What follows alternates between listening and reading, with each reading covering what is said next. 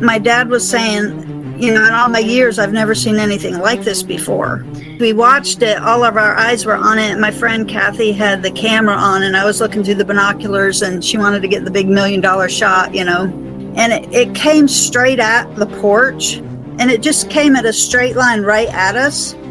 And all of a sudden, it made like a 90-degree turn, and it just went over to the next point.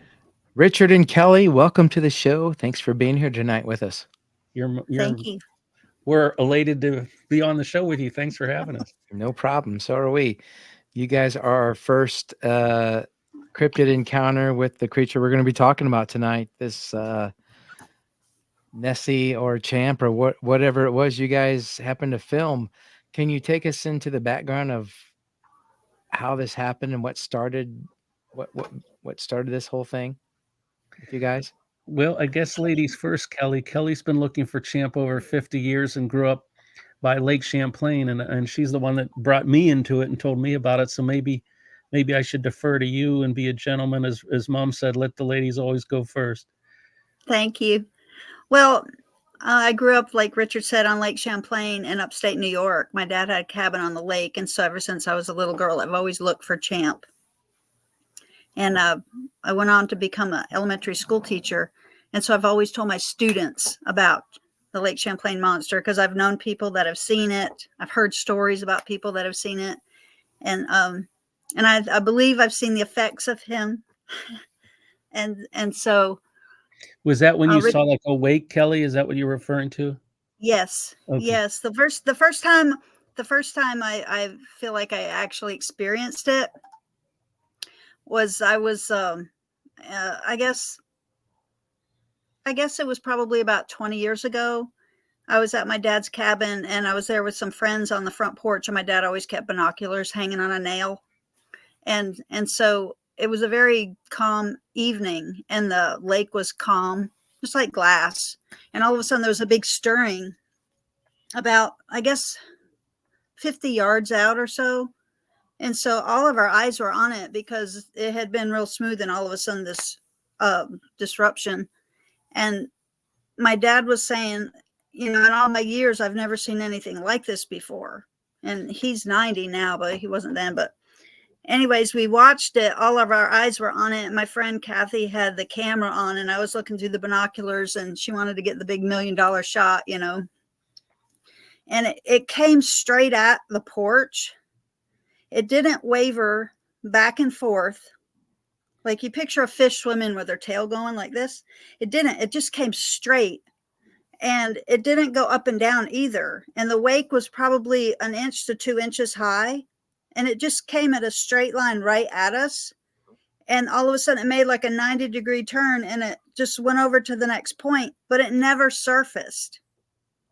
And so it was a mystery to all of us because we were hoping it would surface even when it came up closer to where our porch was kind of up above the water. And so it's kind of murky, so you can't really see under the water, and you couldn't see anything under, but it never surfaced. And all of us were wondering, what could this have been? Because any other fish, I don't know. We just didn't know anything that would have made a wake like that, made a straight line. It was almost as if something was giant just walking along the bottom, because it came at a steady pace.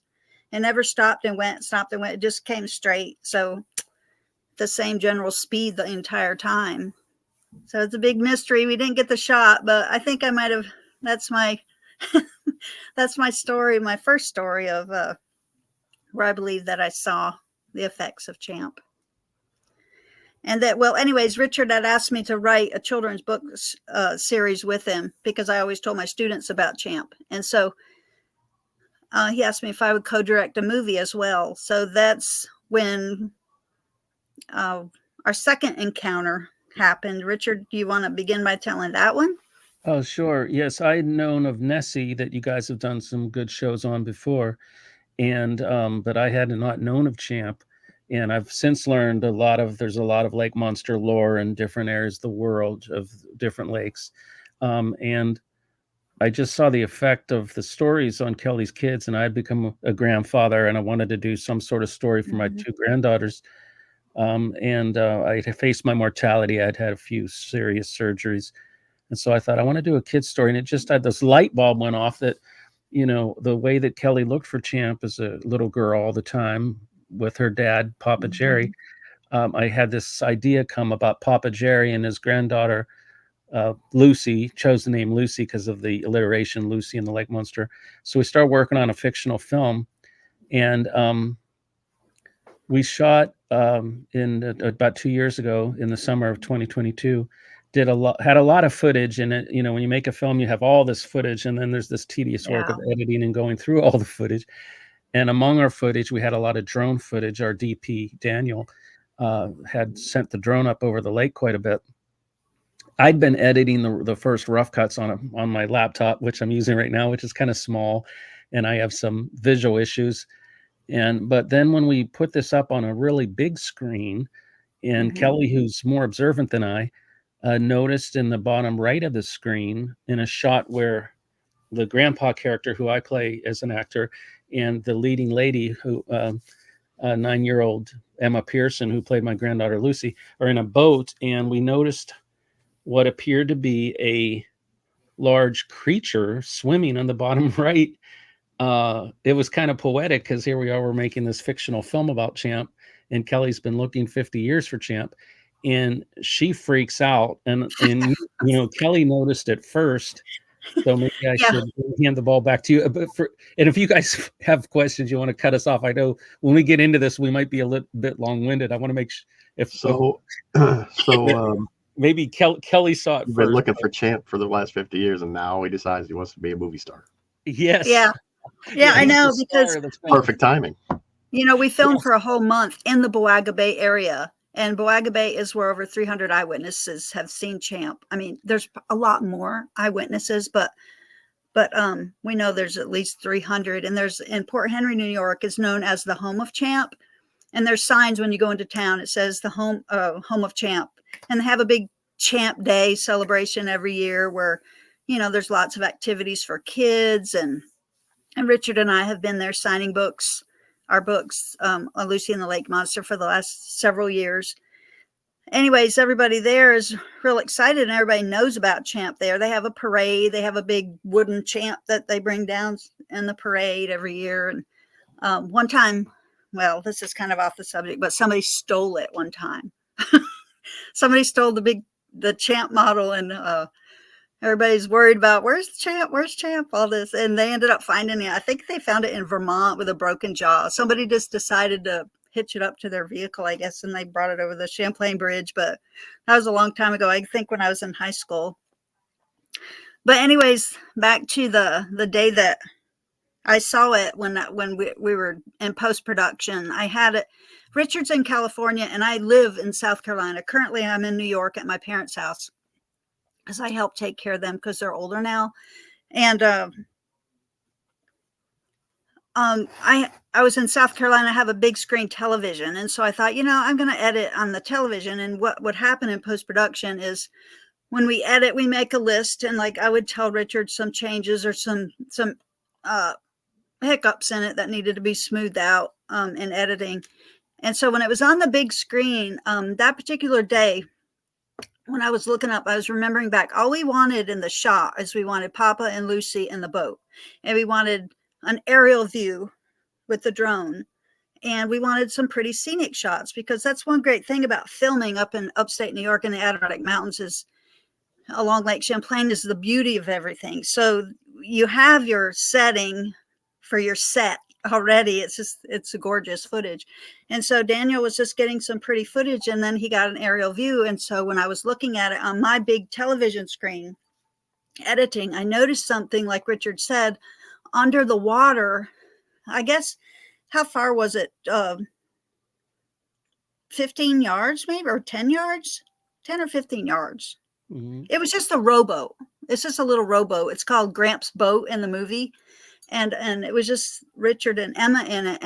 And I saw something under the water, and I never noticed it on my small screen, on my phone or my laptop. But when it was on the big screen, it was very obvious. And it had it was skinny. what I would say the neck, and then it got really big, a big body, and it was the size of the boat. And it was swimming towards the boat. It looked like it had fins on the side. Now you had to look really hard, and I didn't have like any technical stuff to make it blow up even bigger or anything like that. I didn't know how. Oh, And Kelly, when you said 15 yards, I thought you were trying to estimate the distance of the Champ yeah, that's it. behind the boat, or are you talking about the length of the boat? No, I'm talking about how far it was from the I have boat. it pulled up. You want me to? Oh, Yeah, that's okay, it. yeah, because the boat was 142 inches. It's from the tip of the, according to the owners, the If we tip can of the boat to the stern, and 50.5 at the widest point. Yeah, when I was just looking with my naked eye, it was like, to me, it was as big as the boat. It looked as big as the boat. And it looked like it was propelling forward, like toward the boat. So, Oh, thanks, guys. They're showing yeah, the that's footage, it. Kelly. And so I was looking, and I took my phone, and I actually took oh yeah, you see it a right shot. I took a shot of with my phone at my big screen television because I knew how to make it bigger on my phone. So I took a shot of what I saw. I tried to get up close, and then I blew it up a little bit bigger with my fingers. And it looked as though it was propelling forward by movement on the side. That's what I saw. And so I called Richard in California immediately. I said, Richard, I said, you've got to go to I think it was around the 4-minute mark in the movie. I said, go to that, and I want you to look under the water. Tell me what you see. And he contacted me back immediately. He says, oh my gosh, how did we miss this? And so this had been sitting for 2 years on footage that we just noticed, like, I think in June, the end of June, when we were in post-production. Yeah, in editing, I mean, we made this film on a very modest shoestring budget, and so we had computer drives with tons of footage, right? And finding certain shots would be a very long process. Kelly would say, "Remember that shot where Emma's running through the field?" And we're trying to find it. So yeah, yeah. And then in the beginning, our movie was over 3 hours long, and so we had to get it down a lot. So in the a lot of final it got film's cut under out. 90 minutes. Yeah. Yeah, we had to get it under 90 minutes. So a lot of it was cut out. So when Richard put that particular scene in there, he put, I don't know what was going through your head, but of the drone footage, you just picked the best drone footage of that segment that you saw. And so, and then he would send me what he did, and I would kind of look over it and see if there needed to be any changes. But when we saw that underwater, that was something obvious, an anomaly that's different. And the funny thing is we weren't even looking for it that day. The whole month that we were filming, little Emma, the leading lady, leading girl, like, she wanted to see Champ so bad. And all of us did. We're like, yeah, because we're on the water every day. We're on the shore every day. We thought maybe he would surface. And in our minds, that's what I was thinking, because that's all the stories that I've ever heard. It surfaced. So we were always looking for it surfacing somewhere, because there were days when it was really calm and it was a perfect day where you would see something. Even when we were at the bridge, sometimes when you're up on the bridge looking down, you could see for miles and miles, and it's just really smooth. And so any stirring you could see because you got a good view.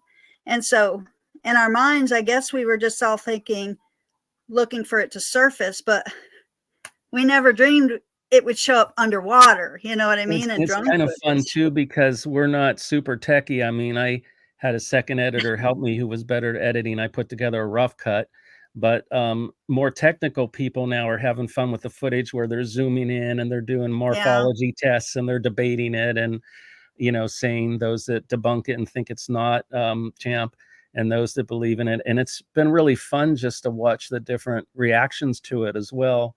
Some have said that it has the boat for scale, which has been, some have criticized the Sandra Mancy photo, which was in 1977, I believe, because there was nothing to scale and she didn't remember where it was taken. And I don't say that to put down the Sandra Mancy photo, because it's a great iconic photo, and she was a great person. I've heard from people that know her, but it's just interesting with the boat in it. It gives you that comparison of size. Yeah, Richard and I, we went to the Echo Museum in Burlington, Vermont, and they invited us back to this certain area And we didn't know why we were going back there at first. And we're like, we want to show you something, because we had told them who we were and the movie that we were doing and all. And they brought us back there and they showed us the original Sandra Mancy photo. And we were like, Yes. oh my gosh, we can't The believe it. original Polaroid. It was like Yeah, the the holy original. grail when they brought this out. Yeah. She donated, and so I got a picture of Richard with it, and Yeah. it was just fun that we even got to get that close to it, you know. But that's the one we've always seen for years and years, since what, 77. Yeah, and I'm more skeptical. Like Kelly has always believed in Champ, and I'm more of a skeptic in the Downey Thomas. So it's been interesting because you know, she's been wanting to see Champ, and she's pretty sure this is Champ, you know, and I'm wanting to get other people's opinions on it, you know.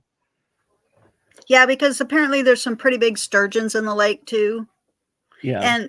And over the years we've heard different stories, and I've heard like I remember hearing one time there was a Japanese expedition that came and they were searching for it for some, I don't remember how many days, but it was probably when I was in my late teens or so, or maybe even in college. I don't want to date myself, but back in the 80s, I'll say. And I remember their time was running out, and I think it was their last day they were there when they looked on their, I don't know if it was sonar or something, whatever they were using. They noticed something that was very long, and they noticed a smaller one with pretty much the same shape swimming next to it that showed up. And so they're all pretty excited about it, because after looking for a week or however long it was, they were looking, finally something had showed up. And, you know, last year there was something on the internet where somebody up, I guess it was north of Port Henry, there's a man that does boat tours, and he had something come up on his fish finder that looked what we would imagine the shape to be of a plesiosaur type shaped creature. And then we've heard stories of several surfacing at a time in the Burlington area people have seen. And so we know that there's probably more than one. There's got to be, that's what my belief is, that because there's plenty of food for them, and also to reproduce, there needs to be more than one. And I told my students stories because when Samuel de Champlain discovered the lake, you know, there's stories about him having drawings, sketches of it, that the Indians told him about. And so there's sketches in his logs of it way back when he first discovered the lake. That's who the lake is named after, Samuel de Champlain. So yeah, I was looking on the map about where Lake Champlain is exactly. It looks like it's between Vermont and upper state New York. Is that right? yeah, and it goes into Canada. Yes. And is there an And outlet to the ocean, or to a bigger body of water, or That's how a does good it go? question. I don't Where know. does it where does it lead to? For example, if say something like a Champ or Nessie or whatever you want to call that creature, could it get out to a main body of water, so to I think speak, it's like Loch Ness? They say there's a cave or something they can get underneath. Wow, that's a Well, really good Lake question. Champlain, I've heard lots of stories about Lake Champlain. I don't know what it drains into. I know that when you go towards Ticonderoga, it narrows and gets smaller. And I don't know I don't know, my father would probably know that, but it, I don't know if it going into a giant body. I always had the envision The that it St. was kind Lawrence River's to the north. It says it connects to the St. Yeah, Lawrence Rivers to the north. Yeah. what about the south? It I know used to down there, open before all down of there, this down filled there, in. Fort Ticonderoga and Ticonderoga, where the Fort Ticonderoga is. I know it Hudson narrows in. River to the south. I think one of you asked about the South Hudson River to the south.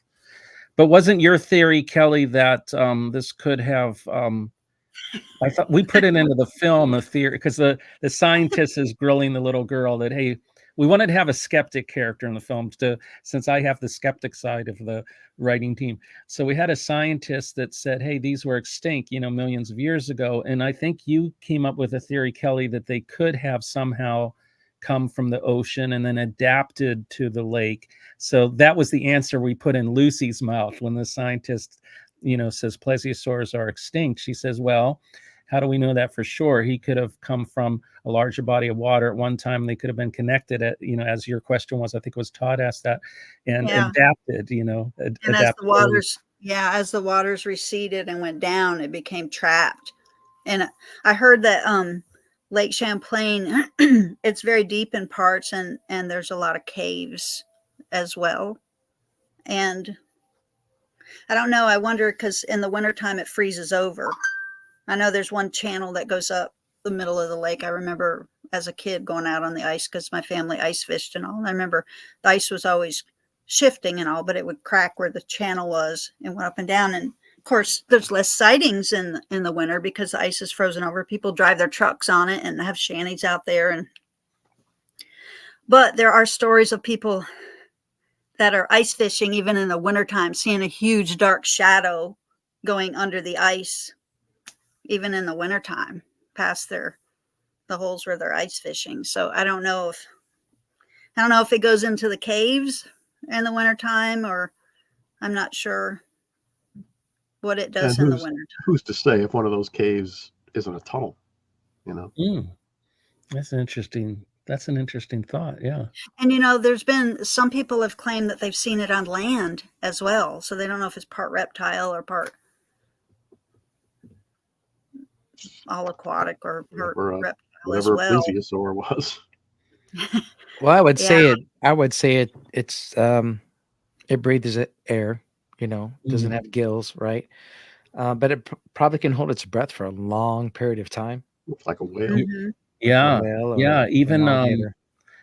Even even turtles. It's amazing. Even turtles are able to do that. Yeah, I just retired from school teaching and I taught all subjects, but I taught science for 32 years as well.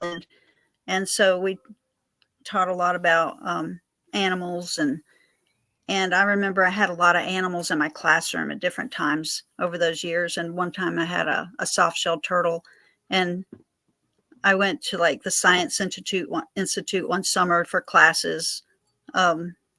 And they were giving us a lot of stuff because we got a big grant to pay for things. And a lot of the animals I got from my classroom was from that. But one time, this little soft-shelled turtle, my students loved it. And they'd take it home on vacations, let it swim in their bathtub. And I'd always have somebody watch it over vacations, and they love watching the turtle. We call him Stretch because in the bottom of his small aquarium was sand, and he would go down under the sand. And the kids would time it, how long it would take before it would come up, and it would pop its head out of the sand and it would go to the surface. Just his neck would stretch all the way to the surface. It wouldn't be really deep, but it would stretch up, and just his snout would touch the surface, and then it would go under the sand again. And it got to be about 7 minutes, 7 to 7.5, or that it would hold its breath, because they used to time it to see how long it took before it came up for another breath. But you wouldn't even see him. He'd be totally hidden under the sand, and all of a sudden here comes this little snout up to the top. So and how big was that? How big was that turtle at that time? Well, he got as big as his surroundings. So I kept it in a smaller container because I had to be manageable, because I had a bunch of animals in my small classroom. I'm just saying that if he was small at that time, the bigger he got, the more he could probably hold his breath, I'm guessing. Yeah, that would be he would have greater lung capacity. Yeah. That would be my guess too. So if Champ had a similar, like the lungfish, there's been different creatures that can be underwater and have lungs. Maybe because he's so big, that's a really good point. He could have a longer capacity to hold breath. Yeah. There's a guy that passed away that was really brilliant scientifically on Champ and was doing a lot of work on Champ and was helping us when we started our film, Scott Martison. Sadly, he passed away when we were first starting production. But in the early phases, he was speculating and scientifically about some of the questions you're asking. And we were really sad when he died, because he really thought through some of this stuff, scientifically. He was so knowledgeable. He was very knowledgeable, like a walking encyclopedia. And he knew about different caves. He knew about different caves and all. And I would have loved Lake to. Champlain, Yeah. to explore more about those. Well, your theory Maybe is you great will. about the plesiosaur, plesiosaur. I believe the same thing. I think Brian might as well. As far as this creature existed, they found fossils, right? Obviously, to know that it was there. And whether you believe in, you know, Christianity, religion, the Bible, whatever, whether there was a flood or not, if these creatures were aquatic, no matter what would have happened on this earth, they probably could have survived, had it been a meteorite or something like that. Mhm. Being in the water, alligators survived, sharks survived. Mhm. A lot of these creatures survived for a very long time. So who's to say that those couldn't have survived and stayed hidden, and like you said, the waters were up and then they drained down and you get stuck in Lake Champlain, but it's big enough for them to still exist. How deep is that lake? Do you guys know? Oh, gee, I think 350 feet. Or wait, I'll check on that. And Yeah, Kelly, he because mentioned the biblical side. You had a theory about the Great Flood, also, Kelly. I'll check the depth, but remember, you had a theory about the Great Flood and Champ ending up. well, If yeah, I know. I've been on archaeological digs before, and I've been one particular one in South Carolina. It was above Columbia. Um, 400 feet. it's- Sorry to interrupt, yeah, but 400 feet depth. Yeah. I went on a dig before, and we were at a higher elevation. If you know the state of South Carolina, you've got like Blue Ridge Mountain. It kind of goes down.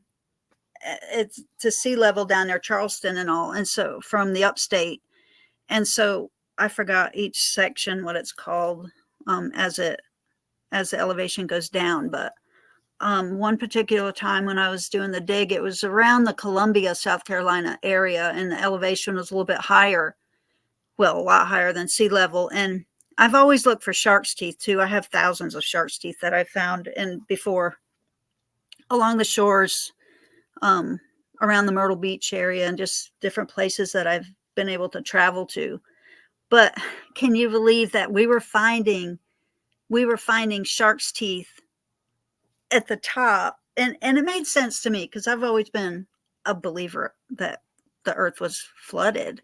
And so I just figured it was just so clear to me because we were finding, I don't remember the scientific term for this, but when you have a lot of mud and all, and it gets like inside of your big seashells, like your conch shells and all, and then over lots of time that hardens and the shells break away, and what you have left is a mold of the shell, what it used to look like, and it's solid like concrete.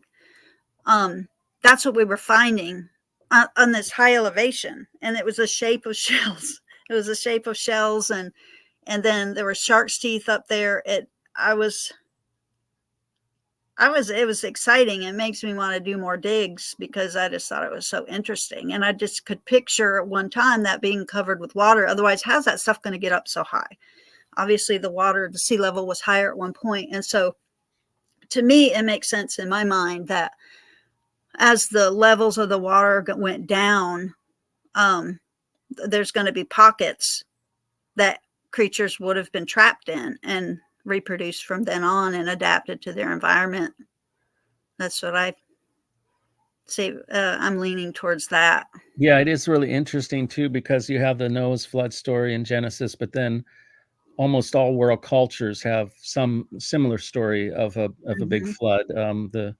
I think the Gilgamesh epic and the Babylonian versions, the Egyptian versions, and so it seems like a story, a myth, if you will, that all cultures talk about this back in the past, that the waters were very high and there was a big flood. So um, it's really interesting to me how Kelly's put some of this together in her mind and thought Mm-hmm. about it for decades and decades. And I think it's really poetic that she's the one to spot this because she's been looking for so long with such a sincere heart. In our Oh, film when I Lucy saw that, in the film Lucy and the Lake Monster, we make the point that little Lucy has such a sincere heart and a belief. mm-hmm.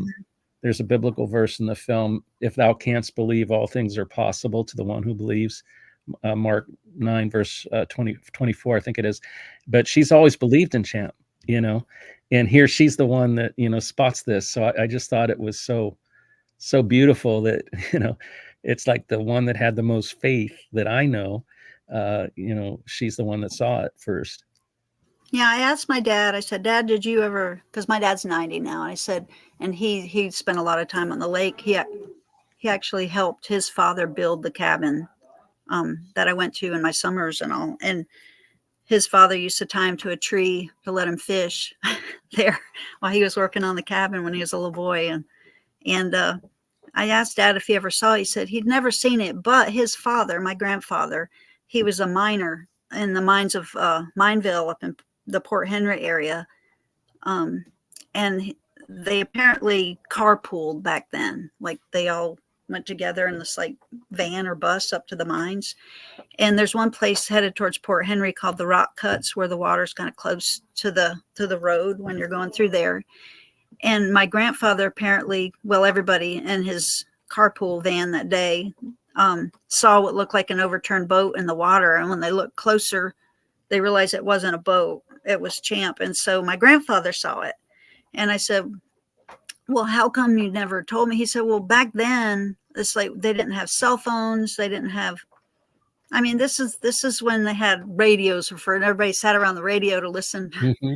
His way back. And Dad said news didn't really travel about that sort of thing back then. But later on, like in the 70s or so, I had another uncle. He also has a cabin on the lake and right around the bridge area. And he and his son were working on the roof and they saw it surface. But they didn't tell anybody for years because up here, a lot of people, there's this like running joke. People will say, well, how many drinks have you had? If they claim they saw Champ, how many drinks have you had? And I had another uncle who had a restaurant called Captain Bly's right there on Boaga Bay, where a lot of the sightings had been seen. And like, he had binoculars on the tables when people come in and have lunch. He had binoculars so people could look out on the lake and see it. And he had seen it too, numerous times. And like people always used to poke fun at him because he owned the bar. You know, he owned the bar and restaurant where, and like he had there were news stations that came and set their cameras up on the roof of his restaurant before looking out when there were claims that people had seen it. But I don't think anything ever came to those. That once you see it, it just kind of comes up when it wants, not necessarily when you want it to sometimes. It just kind of surprises. And then too, when I was a teenager, I was a swimming instructor right there in Port Henry. There's two beaches. Back then, one was called the Port Henry Beach and another was called Sandy Beach. I'm not sure if they're called the same to this day, but the same two beaches that are there though. I was a swimming instructor and I always looked for it when I was teaching my students how to swim, but it never came up. There was a time I heard that another school was at the beach that particular day and everybody had to evacuate because it apparently surfaced where you know how sometimes at certain beaches there's ropes and the kids aren't allowed to swim past the ropes because it's deeper water. Well, apparently it had surfaced and the kids had to evacuate and get out of the water because it decided to show up. But it's never been known to hurt anybody. Never showed any aggression or anything like that. If anything, it's more timid. And then I had taken a picture of the sighting sign in Port Henry that's in our movie. You probably can Google it online and see it too, but people that have seen Champ, it has their name and the date and year when they had seen it. And so in my classroom, I had my students, we'd make a math lesson out of it. And I would say, okay, let's see when Champ is seen the most, which months of the year. So we got our data according to months and all. And according to their findings, he was seen, I say he, we don't know if it was a he and she obviously, but we'll call it it.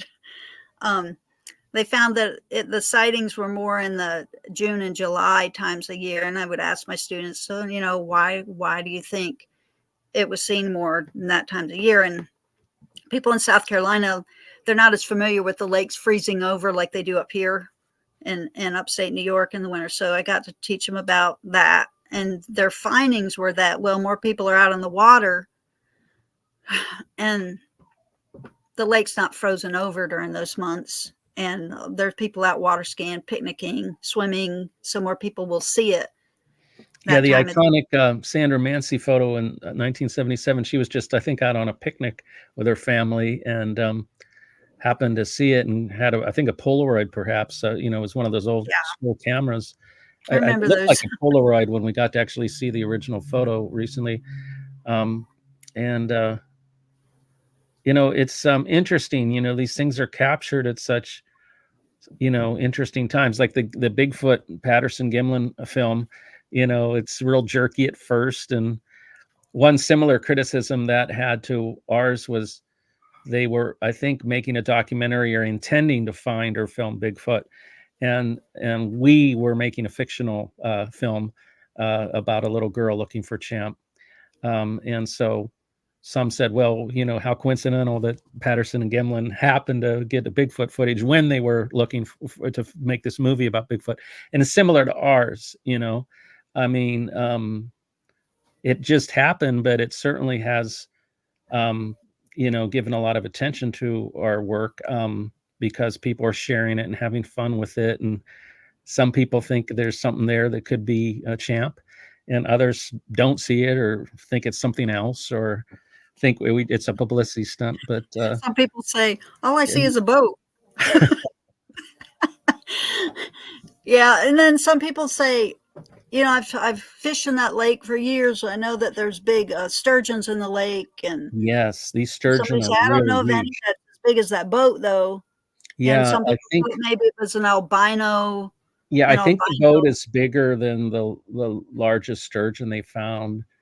Might be 7 or 8 feet or something. I think the boat might have been, I don't have the figures right in front of me at this moment. I think the boat might have been like 11 feet or something, but the boat was bigger than the biggest sturgeon. But these sturgeon do get really big. And I could see if there were a couple sturgeon, one behind the other, that it could create that appearance of 2 humps like some have claimed to see in the past other sightings. You know, I guess sturgeon may account for some of the other sightings. Now, this may be totally weird, but like I told you that I took a picture of my big screen TV when that image was up there, what you just held up with your camera. I took a picture with, and then I made it big. And when I took several, like several in a row, and I noticed something, and I don't know if it's my eyes or what, but it looked like it had the long neck. It looked like it was swimming towards the boat, and then the body got real big. And I thought, well, where's the tail? But then I noticed there's a little teeny tiny, in one of my pictures, disturbance at the surface. And I don't know if the tail was going upward where you wouldn't see it. Like, all I saw was like a big body after the neck. And I thought, where's the tail? But if the tail was going upward, and I thought, what is that? Because it looked almost like bubbles, like white. And I thought maybe the tail went upward. That's why you couldn't see it. Maybe it was facing downward, like angled down where the tail was going up above the big part from the drone footage. I don't know. I want to, before I forget, thank you, Brian and Todd, for doing this show and showcasing people's encounters with cryptids, because you have a really unique show, and it's, I think, the best show in this area of cryptozoology, because you have such a narrow focus that's, you know, really on the encounter, you know, the experience. You know, in my young adult years, I worked as a minister, and we used to call it a testimony, like the personal encounter, the personal story. You know, I was blind, but now I see. And you keep showcasing like really personal encounters, not just like speculation about theories of cryptozoology, but you consistently have someone on that's had some sort of experience, you know. And in the church world, we used to say a man with a spiritual experience is never at the mercy of a man with just a theology or a dogma, and you keep showing really cool stories when I listen to your podcast about actual experiences, which I think is wonderful. And we appreciate your openness to let us share our experience. Yeah, I don't know if you heard, you. but every year, in Whitehall, New York, Whitehall is only, it's about an hour. Yeah, that's Bigfoot country. Yeah, Mhm. Bigfoot. Like You there's a know lot of that. Bigfoot sighting. And they just had the big Sasquatch festival last weekend there. And they have a contest where people try to Oh, they sound do like the Bigfoot calls. Bigfoot calls, and You guys would enjoy that, I think, the visits. you have people of all different shapes and sizes get up there and do all this funny noises and stuff. That would But be fun. that was last weekend. I think it was the 28th or so. I didn't get to go to it because I was taking care of stuff here, but I wanted to. I thought it would be pretty neat to experience that. Maybe next year I'll get to go to that one. Maybe one of these days we'll be able to get up there and check that out because that'd be I mean, fun. Yeah. where are you guys based, Brian? We're in northern Indiana, so it wouldn't be. Oh, I mean, okay. it might be an 8-hour drive. Ooh, Caitlin Clark territory. Yeah, Kelly's a just got big basketball fan. Kelly was she gets mad when I brag on her, but she was a tremendous athlete, basketball, soccer, softball. She got back in the she day. got a softball scholarship to college, and she would hit these 90-mile-an-hour softball. I mean, some of these women pitchers were Oh, as they're fast as fast. like Nolan Ryan, and she Mhm. could hit these 90-mile-an-hour pitches. I mean, she was really she's really been taken with the Indiana girl that's brought so Oh much yeah, attention to basketball. bought me a t-shirt, 22 She's t-shirt. she's brought more attention to women's basketball, I think, than anyone. than ever. Yeah, She's Yeah, amazing to watch. Somebody spotted her at a Pittsburgh game. that's This where I'm past, from. yeah, oh, yeah. I think it may have been a Steeler game. They got her in the crowd. Now the camera's always going to be watching her wherever she You've had goes. a lot of great basketball players come out of Indiana. Oh yeah, A lot of great athletes. the home basketball. Okay, wait a minute, everybody. We're getting off subject here. Hold on. Yes. I got questions, Yes. Okay, go. but I forgot. No, that No. happens to me. Don't worry. So the name of your film is Lucy and the Lake Monster. Where can people find that at? Yes, thanks for asking. We do have a website, lucyandthelakemonster.com. And right now it's screening in person different places, like on the 13th of this month, October. Sorry if I date the show by saying that, but it's in the New York City area, in Harrison, New Jersey on October 13th at the Hawthorne, New Jersey. I keep Hawthorne, New misspeaking. Jersey. Hawthorne, New Jersey, October 13th. And then October 19th, it's at a Christian film festival called Great Lakes Christian Film Festival, because it has a faith-based element to the film in terms of Champ being kind of like an allegory of a search for God or for faith.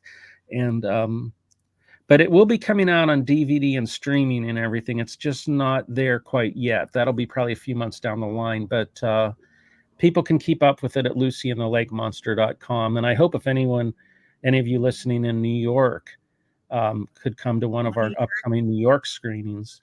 It's the 19th in Buffalo, October 19th in Buffalo, and October 13th in Hawthorne, New Jersey. Okay. At the Hawthorne Theater. And Emma Pearson, our leading lady, will be there as well. Yeah. She's we'll be there. We're in the movie Jersey. too. I play Miss Marino, the school teacher. Yes, Kelly has been a teacher 32 years, so she had a lot of preparation for the role of the school teacher, and she's getting a lot of praise for her performance. Yes, people were talking about her performance after the film, and I'm working on a master's, an MFA, Master in Fine Arts and Screenwriting, and one of my professors was quite taken with Kelly's performance, so she's getting a lot of praise because she wasn't acting. I haven't acted since high school. I was in a high school play and I played a Southern Belle, Angela Romini from Georgia. and I was voted best supporting actress in my high school play. And I'm a grandpa, so I was doing a role that I am as well in real life. So nice. I had fun doing it. It was fun. So do you guys think that there's more than one of those creatures in that lake? I do. Personally, I do. Well, I Yeah, know that because I mean, it's been seen people now have seen them since what, the 1600s, Kelly. So I mean, it would have to, reproduce. unless it was like 400 years old, or I mean, it'd have to be a population reproducing, right? Is that your theory, Kelly? Yeah, and the lake's big enough to where there's plenty of food for that too. Oh yeah. So I think there's more than one. And two, there's been sightings in Vermont, several surfaced at a time. They weren't, and if I Yeah. remember correctly, they weren't all the same size either. Like they were smaller, as if they were offspring. I'm Like curious too, because you guys have done some shows on Nessie. Do you have a similar thought or theory about Nessie, that there could be more than one? Oh yeah. Yeah. Yeah, yeah. definitely. I mean, Again, I think there's that because Loch Ness is deep and dark and cold too. So Mm-hmm. who Steve knows Felton if posted there's a something. cave down there with a tunnel, that goes to the ocean, or just Mm-hmm. like in Lake Champlain, 400 feet. That's pretty deep. Yes. Mhm. Who knows what's down there? Yeah, So who let's knows? Who knows where those caverns lead? Not They might exactly. lead to the Great Lakes. Exactly. what were you Might lead to saying, the ocean. Who knows? Kelly? You mentioned Steve. Oh yeah, there was a post on there because I'm on those sites too, and somebody was canoeing recently. They canoed there a lot, and their paddle hit something big. They couldn't exactly see what it was, but it wasn't a rock, and they think maybe their paddle had hit Yeah, the Loch Ness. It was a you current. never It know. was a current Yeah. post, so I'm always excited when stuff like that happens. Of course, we want to see it though. I just don't want one to end up dead on the shore. I remember hearing a story about one time there was a man fishing in Lake Champlain in the Boaga Bay area, and he caught something, and it was small, and it had like a horse head. This is what the explanation was, and it was making a hissing noise, almost like it was stressing out. And he had it in his bucket with some water, and he was concerned about it, so he threw it back. But there's no pictures or anything Hmm. because that was when it's not like nowadays everybody has a cell phone. We take pictures of everything, but back then the people didn't have access to that kind of stuff to take a picture. But I would have loved to have seen what he had caught if it was a Yeah, I baby. mean, like this drone that we had, we're really fortunate because, I mean, to get a shot from way up there inadvertently, I feel really lucky because, like, when Kelly's grandfather saw this, it's so hard to just, you don't have a camera with you, and even with Mhm. cell phones, it happens so quick. Most of the stories say he surfaces and goes right back down. So, but we're really fortunate that we had, a drone hovering around the lake like that. what part of the Mhm. lake were you guys shooting that drone over? Boaga Bay, where all the sightings have been, Okay. right in that area. Now, my Yeah. uncle, my grandfather, the overtone, when they thought it was an overtone boat, that was in Boaga Bay. My other uncle, and the wake that I saw, that was, that would be considered south of the bridge. We saw it. Yeah, there's a bridge that connects Vermont and New York, the Lake Champlain That's Bridge. called the Lake Champlain Bridge. A lot of people, it had to be, the old one had to be demolished, and a new one was put up a few years back. And you can go online and watch the demolition and all, and it put back up. But yeah, a lot of people exercise and walk on it. So, but it's really pretty view from up there. I went there recently walking, and I was hoping I'd see something. All I saw was a duck and its mate. Well, what I'll say about that video is there's something under the water, not far from the boat, maybe 30, 40 yards, something like that, maybe 50 Mm. yards, maybe. It's as big or bigger than the boat, and it's Mm-hmm. coming up to the surface, and it has the shape or form of what I would say is a plesiosaur body. I didn't really notice the neck or the head, but either way, like you guys said, is there sturgeon in that lake, right? Is that what you Yes. said? Mm-hmm. I know how big sturgeon get. This thing's way bigger than a sturgeon. Hmm. Maybe not lengthwise, but body wise, it's way bigger, and it's not several sturgeon. It's something on its own moving. So, yeah, I don't know. That means I a can't lot. tell you what That means a it lot to is. hear your assessment. That's one of the best. That's probably the best assessment I've heard of it and description of our footage. I mean, in a nutshell, in screenwriting, they say like a gifted writer can put everything into a sentence or two of sum everything up in a premise of the story, and you just summed up you summed it up perfect. Right. Yeah, it's Yeah. hard for me because I have to make myself look at it objectively because I want it to Yes. be it so bad. Yeah, because we have a motive, so to speak. Like we want it to be Champ because we made a film about Champ, and Kelly's been looking over 50 years wanting to find Champ. So we have this. It's almost like the biblical story where the disciples said, "We saw Jesus; he rose from the dead." And Thomas is like, "Whoa, whoa, whoa! Unless I have some evidence and I see the wounds in his hands and his Yeah. side, I'm not going to believe this." So I try to be skeptical and step back, but we have this motive. So to hear you guys give feedback means a lot to us. Yeah, when I first was looking at it, I I kept rewinding and watching over and over again because on the big screen you could see it a lot better. And then I thought at first it was swimming away from the boat. Like I pictured in my mind, I pictured the big part being the front of the animal, and then the skinny part was the tail. And then when I contacted Richard, Richard said, "No, Kelly, he saw it the other way around. He saw the skinny part as the neck, and it almost looks like it's going back and forth like grazing Mhm. because there's plant life under the water too." Well, other witnesses have said it's undulating back and forth when it moves somewhat. Yeah, and then when Richard said the front part, the skinny part's the neck, and then the girth, I mean, it gets really big. And then when I saw it that way, and then I noticed the little things, it looks like there's something moving on the sides that's Like causing flippers. it to propel forward. And I wish I can just like go down and see it closer, you know what I mean?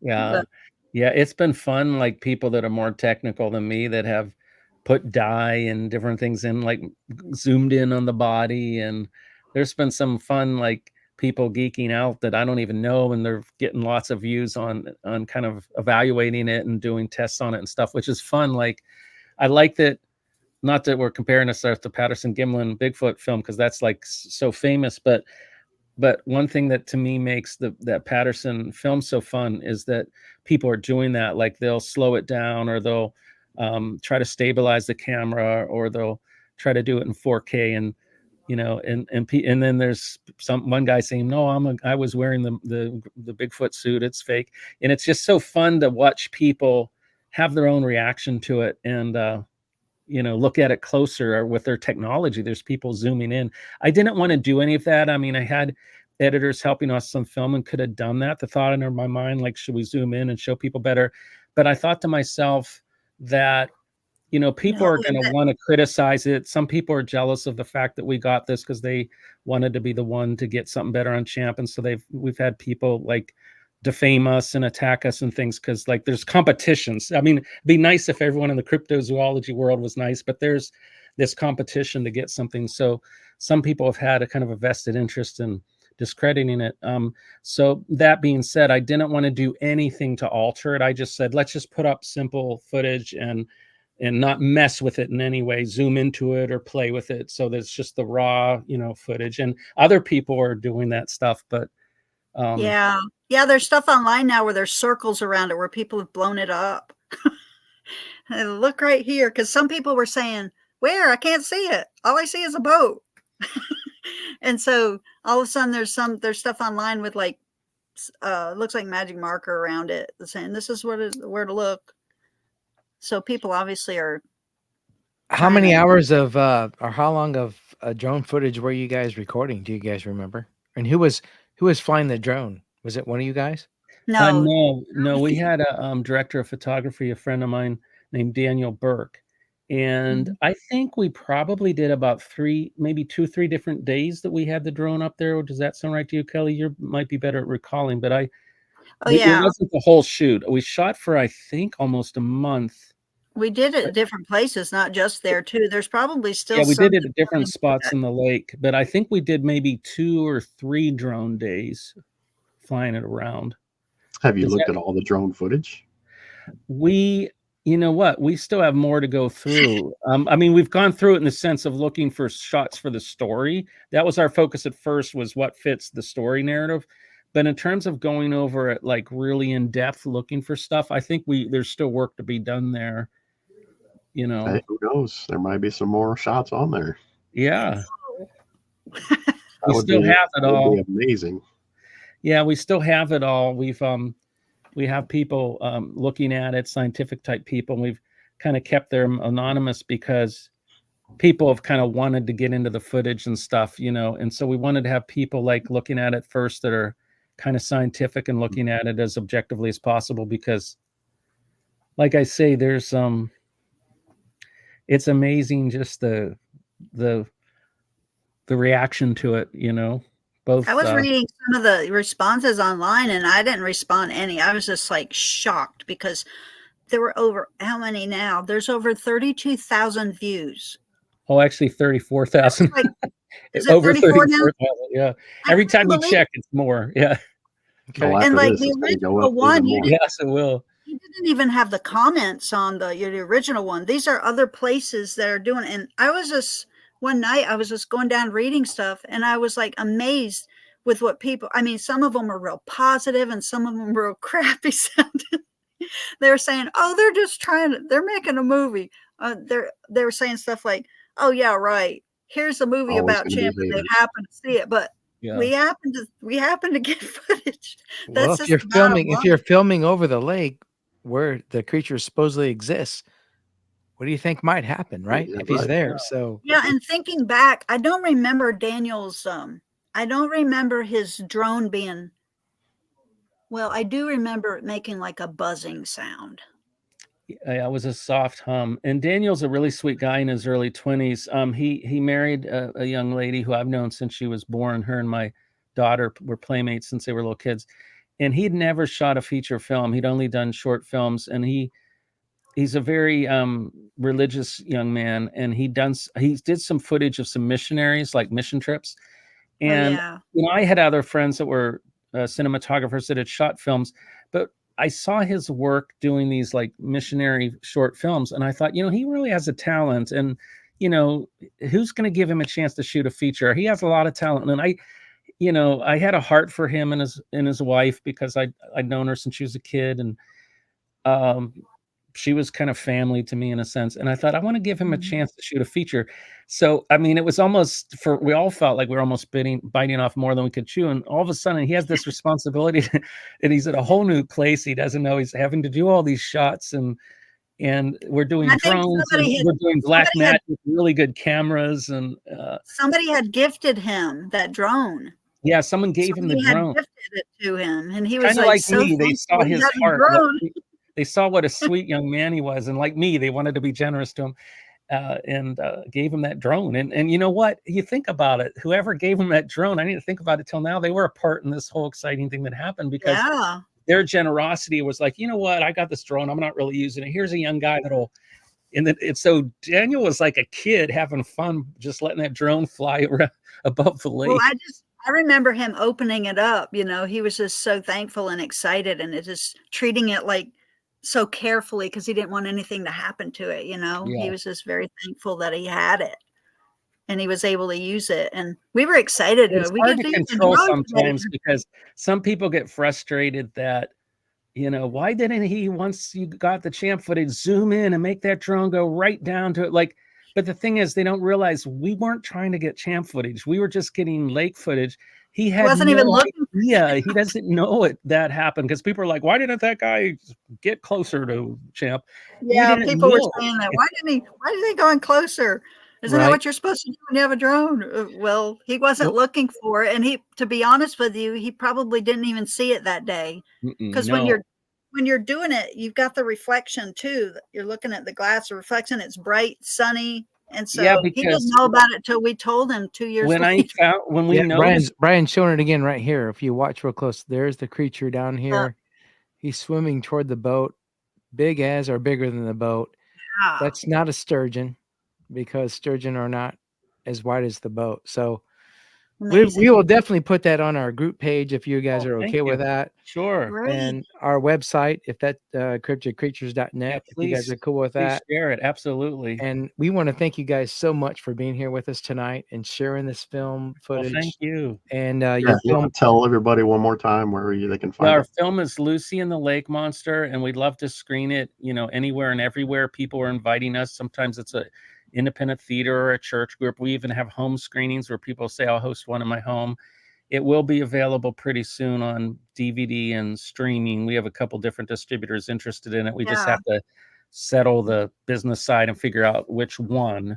But pretty soon if you can keep up at lucyandthelakemonster.com, or our Facebook page is facebook.com/champmovie. And We also have the book. We also have the book. It sells on yeah. Amazon. It Yeah. sells Okay. on Amazon, Barnes and Noble, Walmart. the title Online. is Lucy and the Lake Monster as well. Yes. Yeah, the book's out there, and Okay. the book's very popular. In fact, we've done some book signings at Barnes and Nobles and places like that. And I know this sounds a little bit like tooting our own horn, which my mom said never to do. But we just had, with our book signings, hundreds of kids show up and wait in line Great. for a long time. And the look on these kids' faces when they get, I always draw the Champ when I sign our autographs. I draw a Champ like a cartoon. And it's interesting that you mentioned the body shape, because I really studied the plesiosaur body shape of the plesiosaur. So when I draw the autograph, I incorporate, Champ with that thin neck and then the big midsection, and the kids just love it because it's not just a signature, it's like, Right. he drew Champ for me, and you look on their faces. If you go on our website and see just some of the kids' faces when they get their signed Champ book or whatever, it's impressive. it's worth Yeah. $1 million to see that smile, Exactly. I just signed my name. Right. That's all Maybe you the guys fame. should do animal balloons next time. Oh, there you go. Richard, I'm sure you know how to do that too. Yes, my daughter and I actually have done that on weekends to make extra cash, birthday parties where we were clowns, and did balloon Get a animals, and I Champ. played the Yeah, guitar. There you go. Yeah, He's been Darth Richard, you Vader got it. too. Okay. yeah. Nice. Awesome. You guys sound like great people. It was. Well, it you was guys are too, Todd and Brian, and I really love your show. And Thank you. what do you know? What some of your upcoming shows are coming up, or are you able to say what some of your upcoming shows will be? Oh well, Bigfoot, Dog Man, Mhm. Loch Ness Champ. Now Champ. Yeah. Yeah, we'll probably drop you guys in a week or two. I'm sure Okay. we want to Hey, get Well, you out once there it's up, sooner than let us later. know, and Give you a we'll little share it. time to promote your things coming up in October for sure. Oh, thank So you. Thank yeah, you. and then we'll Thank send you. you a copy. You guys can send it out as many as people as you like, and help promote that as And well. what's the So, best way to share it? Through a link to your show, or? as soon as we get it dropped, we'll send you a link, and you can just share that however you want to through Facebook Okay. or whatever. So we'll And try to make it I happen. notice you have an audio. You sometimes do it just the audio podcast. You also have the video, like where we see each other like this. Yep, YouTube. Yeah, well, That'll be it'll on be on YouTube. YouTube. Okay. And actually, if you're on, I think Spotify will show the video now too, right? Is that right, Oh, Brian? okay. If Because you I guys are on noticed you have Spotify. both the video and the podcast version. Yep, I mean, just the absolutely. audio and video. The different sites have some just Yep. audio, some video. Yep, I'll send you the link to the audio, and then the YouTube. You guys can go on and just grab that, or Okay. direct people to that as well. I'll say, or we'll send you a link to that one as well. And So how yeah, long's your definitely. show been going? We're going on 4 years. Be 4 years in March, right, I thought it's Brian? been a while Yeah, because you have a coming lot up. of shows. Yeah. 3.5 years. So yeah, Wow. we appreciate you guys listening too and reaching out to us, Yeah, man. dude, that's awesome. Yeah, I've heard really good things about. Actually, found out about your show through a woman I met on a plane. Really? Yeah, flying to do a screening of our Champ movie. Okay. I'm kind of, people that know me joke and say everyone's Richard's friend, because on planes, people a lot of times want to be left alone and read, but I end up making all these friends who's sitting beside me or whatever. But this Brings woman like 10 books with him wherever he goes. yeah, well, this woman beside me, Always I reading don't know books. how it started, but we started getting in this deep conversation, and we got into cryptozoology, and she would mention your show, and I Really? said, Wow. and I mentioned the Lucy and the Lake Monster book, and she's like, "Oh my God, you got to listen to this show." Really? Yeah, and she said, maybe you could even go on it sometime. So that she planted a seed in my mind, That's cool. and Well, that's awesome. she was a really nice young lady. Yeah. Well, I hope she's listening. I don't know if you remember her name or not, but Casey was her name. who was that? Casey. Casey. That was Thanks her for- Hello, name. Casey. Thank you very much Thanks for for turning listening them on to our and show. yeah, turning Richard and Kelly onto our show. We appreciate you Yeah. very much. Yeah. So Hey, if awesome, you ever man. come up here, if you ever come up here to the Ticonderoga area, you can also go to the Star Trek original set tour. Really? Oh, that'd be Yes, Yeah, they I don't know if have you guys are Enterprise. Trekkies, but you could hit the Lake Champlain and do the Star Trek at the I same time. would definitely do both. Oh, William absolutely. Shatner goes there every year. Does he? Yeah, on his They birthday. have the set there, the Star Trek set. Okay. Yeah. Okay. Yeah, you can actually sit in Captain Kirk's chair. That's cool. Oh, that'd be awesome. But it's set up. It's the original set, and so it's set up just like it. And I've gone through it before. Of course, I dressed up like I was. My brother and I dressed up. He made the mistake of wearing red, though. Not supposed to wear red. No, we'd be the first one dead. I don't know anything But about anyway- that. I'm not a Trekkie enough, I guess. I don't The know. red shirt's always the first one down. Yeah, Okay. I said, "Why'd you wear red?" But they have a gift shop there and all. And ask for Drew. Drew will give you a great tour. Yeah, that's Kelly's nephew, I believe, right? Mhm. Nice. Yeah. Well, again, it was great having you All right. guys on. Kelly, Yeah, you're in New thank you. York, right? Richard, you're Yes, in LA. Is right that now. right? Yes, I'm in LA right now. Across the continent. live How in- cool is that? And we're in the Midwest. So That's great. so Yeah, I cool. live in South Carolina, but You're in I the spent a lot middle of time too. here in New York. Yeah. Okay. Okay. Awesome Well, again. thanks again, and keep up Well, the thank good you work guys. of We're looking your forward show, to watching guys. this movie. So thanks, Yes, sir. man. Oh, All thank right. you. I Great. hope you enjoy it.